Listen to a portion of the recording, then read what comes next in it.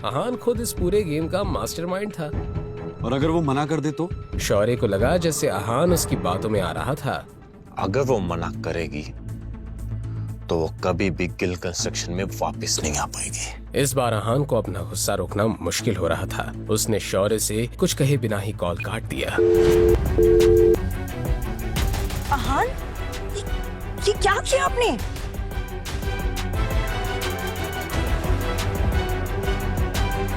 क्या शनाया अहान से नाराज हो गई थी? अब अहान उसे कैसे मनाएगा? क्या होगा शौर्य और नीरज गिल का अगला कदम?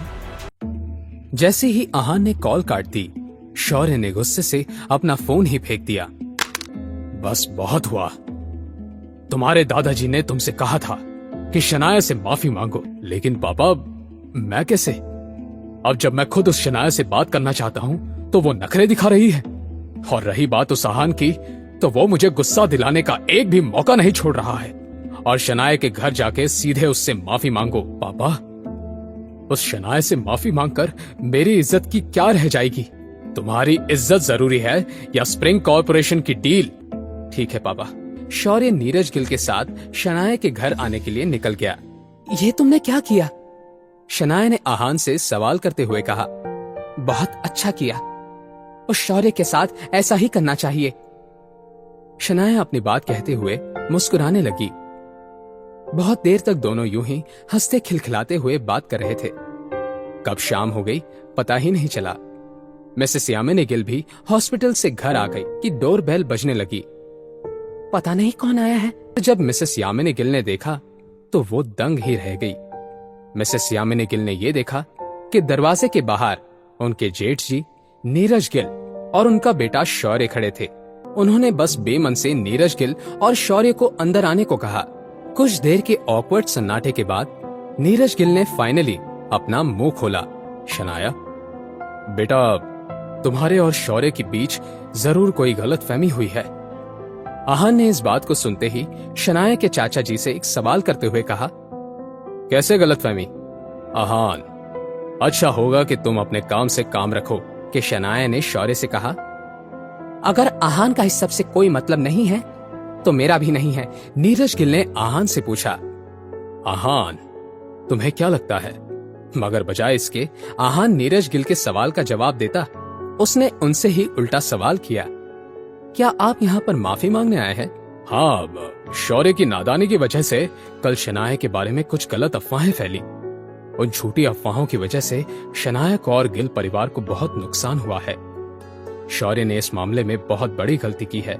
शनाया, कल जो भी कुछ हुआ उसमें तुम्हारे भाई की गलती थी, लेकिन अब मैं जान गया हूं कि मुझे वो अफवाहें नहीं फैलानी चाहिए थी। मुझे प्लीज माफ कर दो। मुझे उम्मीद है कि अपने बड़े दिल से इस मेरी गलती को तुम माफ कर दोगी। शौर्य, क्या वो बस अफवाहें थी? शनाया, तुम क्या कहना चाहती हो? मेरा कोई मतलब नहीं है। शौर्य, अब तुम यहाँ से निकल जाओ। अगर अभी भी शौर्य ये बात मानने से इनकार कर रहा था तो शनाया को बात बढ़ाकर अपने एनर्जी और टाइम वेस्ट करने में कोई इंटरेस्ट नहीं था। अब इस पॉइंट पर नीरज गिल को अपने बेटे पर थोड़ा थोड़ा शक होने लगा, लेकिन फिर भी उन्होंने अपने गुस्से पर काबू करते हुए शनाया से कहा। शनाया, मैं जानता हूं कि शौर्य ने बहुत बड़ी गलती की है जिसे माफ नहीं किया जा सकता, मगर चाहे जो कुछ भी हो जाए हम एक परिवार हैं। हम बात करके इन सारी प्रॉब्लम्स को सॉल्व कर देंगे। नीरज गिल की ये बात सुनकर अहान इस तरह से हंसने लगा मानो उनका मजाक उड़ा रहा हो। परिवार? अब जब हम एक परिवार हैं तो क्यों ना एक बात करके स्प्रिंग कॉर्पोरेशन की डील शनाया को दे दे? बिल्कुल नहीं। क्या इस एटीट्यूड से माफी मांगी जाती है? ऐसा नहीं हो सकता। हम शनाया को दूसरे तरीके से कॉम्पेंसेट करेंगे। वो ऑफिस में आकर अपना काम वापस शुरू कर सकती है। पापा से बात करके मैं शनाया को वो 6 मंजिला बिल्डिंग भी वापस लौटा दूंगा। और हाँ, शनाया को स्प्रिंग कॉर्पोरेशन की डील का 5% प्रॉफिट भी मिलेगा। 5%? लगता है कि शुरुआत से ही तुम अपना और हमारा वक्त जाया करना चाहते हो। अहान, क्या तुम जानते हो कि पापा से माफी मंगवाने का नतीजा क्या हो सकता है? नतीजा? मैं भी देखना चाहूंगा कि अब मुझे किन नतीजों का सामना करना पड़ता है। अहान को इस बात से क्या फर्क पड़ रहा था? एक आनंद गिल हो या 10, आहान तो सबको अपनी उंगली के इशारों पर नचा सकता था। उसे किसी नतीजे या अंजाम से कोई डर नहीं था। आहान के इस जवाब से नीरज गिल समझ नहीं पा रहे थे कि उन्हें कैसे रिएक्ट करना चाहिए।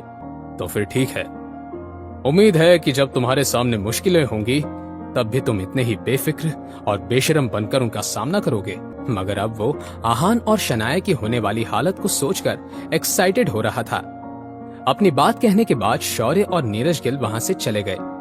उनके जाने के बाद जब आहान ने पीछे मुड़कर देखा तो मिसेस यामिनी गिल उसे गुस्से से घूर कर देख रही थी। आहान, तुम किसके भरोसे पर ये सब कर रहे हो?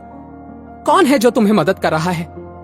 नहीं तुम हो, कोई भी मेरी मदद नहीं कर रहा है। क्या तुम्हारे पास कोई बैकिंग नहीं है? तो फिर जेठ जी की बातों को मान क्यों नहीं लिया? अब शनाया ऑफिस में कैसे लौट पाएगी?